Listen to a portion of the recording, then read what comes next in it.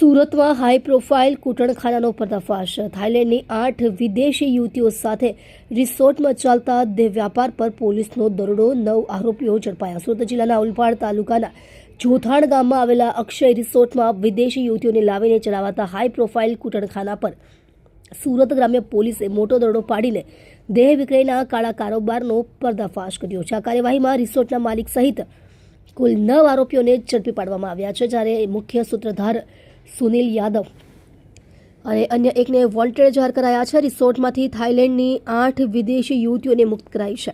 Police મહાનિરીક્ષક Premvir સિંહ અને police અધિક્ષક રાજેશ ગઢિયાના માર્ગદર્શન હેઠળ LCB, anti human trafficking unit, parole furlough squad અને ઓલપાડ પોલીસ સ્ટેશનની સંયુક્ત ટીમોએ આ ઓપરેશનને અંજામ આપ્યો છે। ગુપ્ત માહિતી અને ટેકનિકલ ઇન્ટેલિજન્સના આધારે પોલીસે ડમી ગ્રાહક તૈયાર કરીને રિસોર્ટ પર દરોડો પાડ્યો હતો। રિસોર્ટના રેસ્ટોરન્ટની ઉપરના રૂમોમાં અને અન્ય વિસ્તારોમાં વિદેશી યુવતીઓને રાખીને પ્રતિ ગ્રાહક પાસેથી 2000 થી 8000 રૂપિયા વસૂલીને શારીરિક સુખની વ્યવસ્થા કરવામાં આવતી હતી। પોલીસ અધિકારીઓએ જણાવ્યું હતું કે રિસોર્ટના માલિક અક્ષયભાઈ કંચનલાલ ભંડારીએ મુખ્ય આરોપી સુનિલ યાદવને 5 રૂમો આપ્યા હતા અને તેના બદલામાં દરરોજ 2000 રૂપિયા વસૂલતા હતા।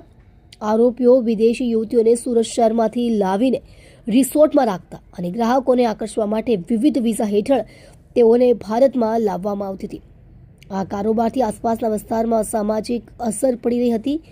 રવિસિંહ બબ્બુસિંહ રાજપૂત, ઉંમર વર્ષ 33, સંચાલક વેસુ, સુરત, મૂળ જોનપુર, યુપી।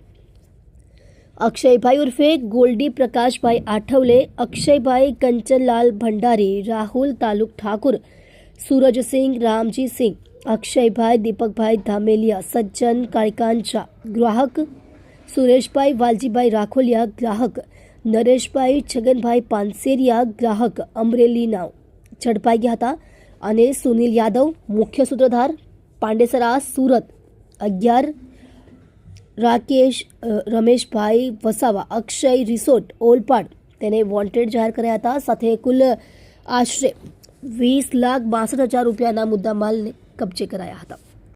આપ જોઈ રહ્યા છો ગુજરાતની સૌથી પહેલા ખબર આપતી Surat express news channel, director Rajesh મંગલેની સાથે।